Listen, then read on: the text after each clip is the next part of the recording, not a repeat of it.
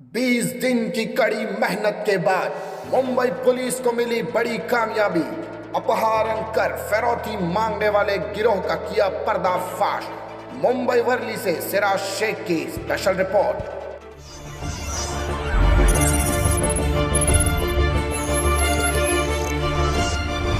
Live 13 news HD, हर खबर सच के साथ।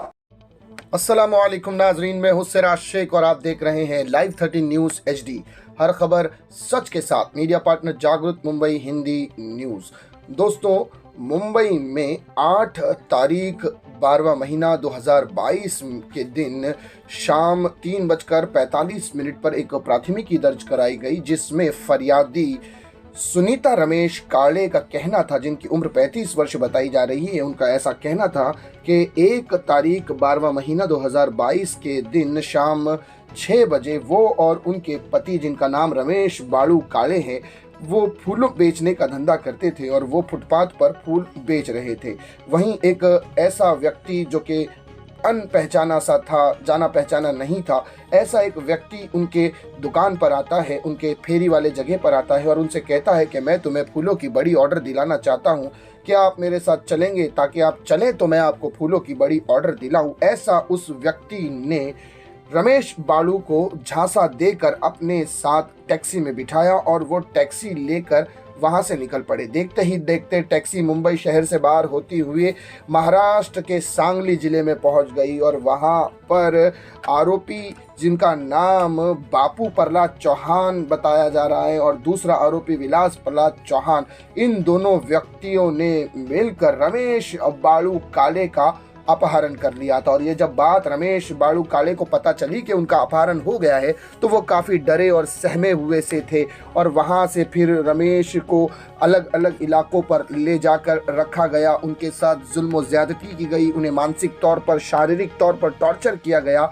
और बाद में रमेश बाड़ू से कहा गया कि वो अपने घर अपनी बीवी को फ़ोन लगाए। और जब रमेश कालू ने अपना फ़ोन अपनी बीवी सुनीता रमेश काले को लगाया तो उससे कहने लगे कि अगर तुम्हें अपने पति की जान बचानी है तो 7 लाख रुपए हमें देने होंगे। 7 लाख रुपए की बड़ी भारी रकम को सुनते ही सुनीता रमेश काले के पैरों तले ज़मीन खिसक गई थी और वो ये समझ नहीं पा रही थी कि क्या करें क्या ना करें। एक तो पति भी वहाँ से गायब था और पति का अपहरण हो चुका था।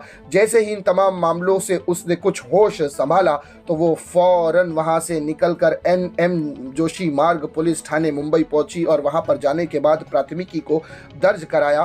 दर्ज कराने के बाद पुलिस हरकत में आई और मुंबई पुलिस ने फौरन ही इन मामलों पर एक्शन लेते हुए अपने सूत्रों के अनुसार जांच शुरू कर दी। जांच को करते करते मुंबई पुलिस की जांच देखते ही देखते महाराष्ट्र के अलग इलाकों में पहुंची और वहां से कर्नाटक के एक अलग इलाके तक जांच पहुंच चुकी थी। और वहां पर पता चला कि कर्नाटक और सांगली में इस व्यक्ति ने, जो आरोपी व्यक्ति है जिनका नाम विलास प्रहलाद चौहान और बापू प्रहलाद चौहान है, इन दोनों ने रमेश बाड़ू को कहीं छुपा रखा है और वो महाराष्ट्र और कर्नाटक के इलाके का पुलिस को पता चल रहा था। पुलिस ने फौरन ही अपनी 2 टीम गठित की और दोनों ही अलग अलग इलाकों में अपनी दोनों टीमों को रवाना किया।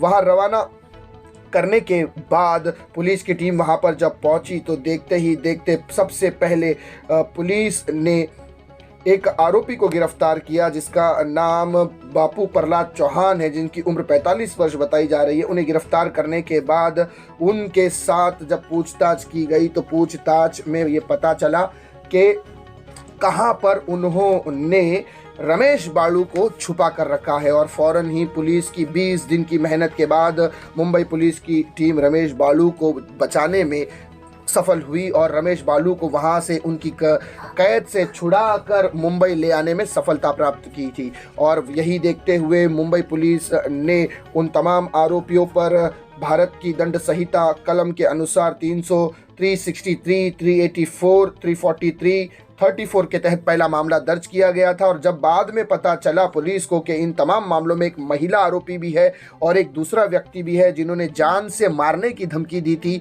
और अगर यदि उन्हें 7 लाख रुपए की रकम न दी जाए तो वो उसे जान से मार सकते हैं, ऐसी धमकी देने के बाद कुछ और कलम इस केस में ऐड किए गए, जिनमें 365, 323, 506, 2 और 114 के तहत कुछ कलमों को बढ़ाया गया।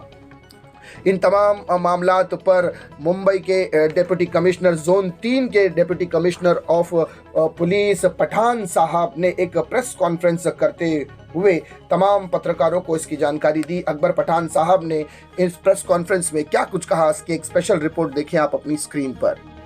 8 दिसंबर को नामोजोशी मार्ग पुलिस स्टेशन के एरिया से एक कंप्लेंट प्राप्त हुई थी, जिसमें महिला नाम है सुनीता काले, इन्होंने एक कंप्लेंट दी थी जिसमें कहा था कि उनके पति रमेश काले और वो नामोजोशी के एरिया में मैराथन फिशर्स बिल्डिंग के सामने फुटपाथ पर फूल बेचने का काम करते थे।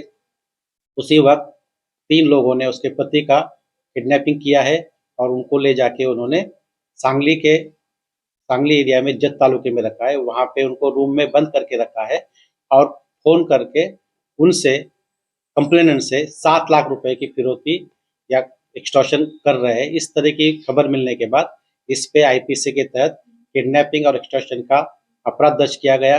अपराध के बाद में जब इन्वेस्टिगेशन तुरंत शुरू किया तो उसमें पता चला इस किडनैपिंग में और भी 2 आरोपी है जिनका इसमें शामिल है, जिसमें एक महिला है जिसका नाम मयूरी चौहान है और दूसरा आरोपी जो रमेश काले है। टेक्निकल इन्वेस्टिगेशन करने के साथ में हमारे जो इन्फॉर्मेंट है उनके जरिए तुरंत एक टीम 8 तारीख को ही सांगली जिले में महाराष्ट्र में भेजी गई थी। वहाँ पे इन्वेस्टिगेशन करते वक्त ये बात सामने आई कि इस पीड़ित को, इस विक्टिम को आरोपी लोगों ने महाराष्ट्र से आगे गुलबर्गा जो कर्नाटक एरिया में आता है, कर्नाटक स्टेट में है, वहाँ पे उसको ले गए हैं और वहाँ पे उसे किडनैप करके रखा है। बाद में टीम कर्नाटक में भी तुरंत वहाँ से उन्होंने मूव किया। इन्वेस्टिगेशन में इस तरह से पता चला कि ये हमेशा अपनी जगह बदल रहे हैं। दूसरी टीम इस वक्त में इसी दौरान दूसरी टीम भेजी गई। दूसरे टीम में भी इसमें काम किया। काम करते वक्त टेक्निकल इन्वेस्टिगेशन और वहाँ पे प्राप्त लोकल इन्फॉर्मेंट से हमें संतोष काले के नाम का जानकारी मिली। उसे हमने हिरासत में लिया। उससे पूछताछ करने के बाद में आगे बात पता चली, इसमें जो पीड़ित है वह पीड़ित को गुलबर्गा डिस्ट्रिक्ट से आगे सांगली डिस्ट्रिक्ट में जत में उमदी पुलिस स्टेशन के एरिया में लेके गए हैं। तुरंत वहां से हरकत में आके पुलिस ने वहां से पीड़ित को, जो गन्ना काटने वाला काम करता है, मजूर है और मुंबई में आके फूल बेचने काम करता था, उसको उन्होंने वहां से रेस्क्यू किया है। साथ में जो एक्यूज था उसको हिरासत में लिया है। मुंबई में लाके माननीय न्यायालय के सामने पेश करने के बाद उस एक्यूज को 5 तारीख तक कस्टडी दी गई है। इन्वेस्टिगेशन में बात सामने आई है, इसमें जो मुख्य आरोपी है जिसका नाम बापू चौहान है, इसमें कम से कम अभी तक प्राप्त जानकारी के हिसाब से 2 अपराध दर्ज है। यह इस तरह का हैबिचुअल ऑफेंडर है जो किडनैपिंग करना, रैंसम मांगना, फिरौती मांगना, एक्सटॉर्शन करना, इस तरह के काम करता है। इसने इसके पहले जत में विटा में 2021 में जो अपराध दर्ज है उसमें एक पीड़िता के पति को पैसों के कारण उसने अपहरण, किडनैप किया था और एक्सटॉर्ट किया था। साथ में एक दूसरा अपराध के बारे में बात पता चली है जो सोलापुर तालुका पुलिस स्टेशन में है, जिसमें इसी तरह से किडनैपिंग करने के बाद में उसे एक्सटॉर्शन मांगा गया और बाद में एक्सटॉर्शन का मनी नहीं आने के बाद में उस आरोपी ने उस विक्टिम का खून भी किया है। इस तरह का अपराध 2016 का भी पता चला है। इस तरह से यह अपराधी, इसकी एक दहशत का माहौल उनके उस एरिया में है और उसी को मद्देनजर रखते हुए जो विक्टिम को यहाँ से किडनैप किया गया था उसके जान को सचमुच का धोखा था, उसको तुरंत रेस्क्यू करना जरूरी था। इसलिए मुंबई पुलिस ने हरकत में आके कंटिन्यू काम करके इसमें महाराष्ट्र और कर्नाटक 2 राज्यों में उसकी तफ्तीश करते हुए विक्टिम को रेस्क्यू किया है। और जो पीड़ित और आरोपी लोग क्या पहले से कोई जान पहचान या ये कैसे संपर्क में है या इनका चूज क्यों किया, ये जानते हुए कि फूल बेचते हैं? और रास्ते में रहता है, इसीलिए मैं जानता हूँ। जो पीड़ित है यह पहले इसके आरोपी बापू चौहान के संपर्क में था। बापू चौहान एक ठेकेदार है जो गन्ने के कारखानों को, मजदूरों को वहाँ पे सप्लाई करता है। यहाँ पे यह जो पीड़ित गन्ना काटने का काम, मजदूर का भी काम करता था और उस वक्त में अन्य लोगों ने लिए हुए पैसों के मामले में वो इसके पीछे पैसे देने के लिए और खंडनी के लिए, एक्सटॉर्शन के लिए मांग कर रहा था। वो अपने गांव में उस वक्त नहीं था, वो मुंबई में आया था। मुंबई में अपने औरत के साथ में फूल बेचने का काम करता था। जब आरोपी को पता चला कि उसका रहने का ठिकाना मुंबई का है, तब उसने यहाँ पे आके इस तरह का कांड किया। सर कुल कितने आरोपी हैं, क्योंकि आपने कहा कि 3 लोगों ने किडनैप किया और 2 का इन्वॉल्वमेंट और कुल कितने आरोपी हैं, कितने पुलिस? अभी तक इन्वेस्टिगेशन में 5 आरोपियों का नाम सामने आ रहा है, जिसमें एक अननोन है, 4 के नाम पता चले। उसमें एक आरोपी को अरेस्ट किया है। 3 आरोपी के मामले में अन्य टीम उस पर तफ्तीश और इन्वेस्टिगेशन कर रही है। जैसे कई लोग के साथ एक्सटॉर्शन की मामले जी, इसके साथ में काफी लोगों के साथ में एक्सटॉर्शन किया है, इस तरह से पता चल रहा है। लेकिन अभी तक इंफॉर्मेशन हमें 2 अपराध की प्राप्त हुई है। अन्य अपराध के बारे में हम इंफॉर्मेशन ले रहे हैं। प्राथमिकी दर्ज होने के बाद कितना समय लगा आरोपी तक पहुंचने में? प्राथमिकी दर्ज होने के बाद में हमें करीब 20 दिन लगे आरोपी तक पहुंचने। तो देखा नाजरीन, ये थे उप आयुक्त परिमंडल 3 के अकबर पठान साहब, जिन्होंने पूरे तफसील के साथ इस मामले को उजागर किया। और साथ ही साथ आपने विजुअल्स में देखा होगा कि फरियादी, वो व्यक्ति जिसे कैद करके रखा गया था, वो भी पुलिस वालों के साथ खड़ा है। काफ़ी डरा हुआ था, काफ़ी सहमा हुआ था। हमने जब उनसे बातचीत की तो वो किस तरह से अपने डर के लहजे में, किस तरह से डर के साथ वो चीज़ें बयान कर रहे थे, इसकी एक स्पेशल भी रिपोर्ट देखिए आप अपनी स्क्रीन पर। तुम्हाला जे घेऊन गेले होते ते कुठे घेऊन गेले होते मुंबईवरून? मुंबईवरून इथून नेलं मला पुण्यापर्यंत. पुण्याहून दुसऱ्या गाडीमध्ये आपल्या ह्याला नेलं सत्तीला, कर्नाटकामध्ये. पुन्हा तिथून 2-4 दिवस इथं ठेवलं आणि पुन्हा तिथून असंच काहीतरी खबर आली म्हणून आपल्या ह्याला दत्तरगीला नेलं.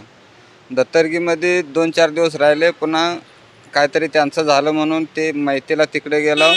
तिकडं 2 दिवस तिकडे ठेवलं. नुसती सारखी पळापळी, इकडून इकडे इकडून इकडे. पुन्हा अजून माघारी दत्तरगीला आणलं. पुन्हा साहेबाचे फोन आले, पोलीस साहेब आले, त्यांचे फोन आले की लगेच तिथून लगेच माझा मोबाईल स्विच ऑफ केला, माझा मोबाईल बंद केला, कार्ड काढून टाकितलं, सगळं बंद केलं. ते पुन्हा दुसऱ्याच्या मोबाईलवरून त्यांचं बोलणं चालणं चालू राहिलं. तुमची आणि त्या आरोपींची ओळख कशी झाली होती? ते आज 8-9 वर्षे पहिले, ते 1 वर्षी त्यांच्याकडे कामाला गेलतो मी. ते तेव्हापासून ती फक्त ओळख होती. पैसे घेतले होते तिकडनं कामाला घेऊन? ते काम केलं होतं साहेब त्यांचं. हां, त्या पोलिसांची कशी मदत भेटली आहे तुम्हाला? मदत चांगली साहेब होते म्हणून कसं तरी त्यांच्या ह्यानं मी जिवंत आलो, नाहीतर मला मारून टाकत होते ते. तुम्ही त्यांच्या बरोबर होते तर खाया पियाला ते बरोबर द्यायचे की नाही? खायला थोडं बहुत देत होते, पण ते पैशाची माग करायची. पैशाचे फोन लावले की पुन्हा ते मारायला चालू करायचे. पैशाची मागायची की तुमच्या नातेवाईकांना ते फोन करायचे? ते आमच्या इकडे घराकडे फोन करायचे आणि ते मला बोलायला लावायचे की त्यांना सांग की पैसे पटकून घेऊन या. पोलिसाचा धन्यवाद आहे. मला पोलिसांना वाचवलं म्हणून पोलिसाचा धन्यवाद आहे. सगळं चांगलं आहे. मला चांगलं वाटलं साहेबांना मला वाचवलं म्हणून. तो देखा नाज़रीन, ये वो व्यक्ति है जिसका नाम रमेश बालू है। मुंबई पुलिस का काफ़ी दिल के साथ शुक्रिया अदा कर रहा है, क्योंकि यकीनन उनकी जान पर बन आई थी। और जो मुख्य आरोपी है इस घटना का, वो अभी भी फरार है और पुलिस उसकी तलाश कर रही है। और भी 2-3 आरोपी इस पूरे मामलात में फरार है। पुलिस उनकी तलाश में लगी हुई है और जल्द से जल्द उन्हें पकड़कर भी जेल के सलाखों के पीछे किया जाएगा। फिलहाल जिस आरोपी को पकड़ा गया है, न्यायाधीश ने उन्हें 5 तारीख तक, 5 जनवरी तक पीसी यानी पुलिस कस्टडी में भेजा है और रिमांड में है और उससे पूछताछ जारी है। और ये बात भी निकल कर सामने आई है कि प्रहलाद चौहान, ये जो व्यक्ति है, ये एक पेशावर मुजरिम है। इससे पहले भी इस पर एक्सटॉर्शन और खंडनी के केसेस हैं और एक मामले में किडनैपिंग करने के बाद जब फरियादी के घर वालों ने पैसा नहीं दिया था तो उस व्यक्ति का कत्ल करने का भी इस व्यक्ति पर आरोप है, जिसका नाम बापू प्रहलाद चौहान बताया जा रहा है। ये एक पेशावर मुजरिम है। असल में ये पूरे मामले की जो जड़ है वो ये है कि ये लोग गांव खेड़े औरंगाबाद उस्मानाबाद जैसे इलाकों में जहां पर गन्ने की खेती होती है और गन्ने की खेत को जब गन्ने को काटने के लिए मजदूर लगते हैं तो इन मजदूरों को ये एक मोटी रकम देते हैं, 50,000 60,000 रुपए एक रकम देते हैं कि 3 महीने 4 महीने इन्हें काम करना है और फिर उसके बाद वो खेत पूरे गन्ने की फसल को वहां से काटना है। तो कुछ लोग क्या करते थे कि पैसा तो ले लेते थे लेकिन वो काम पर नहीं जाते थे। जब वो लोग काम पर नहीं जाते थे तो पैसा देने वाला व्यक्ति जो कि थोड़ा सा पावरफुल होता था वो दादागिरी करता था, इन लोगों को डरा धमका कर या तो पैसे हेंट लेता या तो इन लोगों से काम करवाता या जबरन किसी दूसरे काम में उनको लगा देता। तो ये है असल मामले की जड़। इन तमाम मामलों को देखते हुए इस बंदे ने, जिनका नाम जो फरियादी है रमेश बालू, जो विक्टिम है, उस व्यक्ति ने भी 1 साल पहले इन लोगों के पास काम किया था और वो चाहते थे कि इससे फिर से पैसे वसूले जाए। इस चीज को देखते हुए उन्होंने इसका अपहरण किया था और इसके परिवार से 7 लाख रुपए की मांग की थी। बेचारा गरीब जो कि फुटपाथ पर रहता है और फुटपाथ पर रहकर फूलों बेचने का धंधा करता है, वो काफ़ी, उसका परिवार, उसकी बीवी सुनीता रमेश काले काफ़ी डरे हुए थे। लेकिन मुंबई पुलिस की लाजवाब कामगिरी है। सलाम है मुंबई पुलिस के इस कार्य को जिसने एक गरीब व्यक्ति की जान बचाई है और इन दरिंदों के चुंगल से एक गरीब व्यक्ति को छुड़ा कर लाया है और आज इन आरोपियों को जेल के सलाखों के पीछे ढकेल दिया है। उम्मीद करता हूं नाजरीन ये सेगमेंट आपको पसंद आया होगा। मैं Siraj Shaikh, live 13 news HD से फिर मिलूंगा किसी नई खबर के साथ। तब तक के लिए मुझे दीजिए इजाजत। शबा खैर।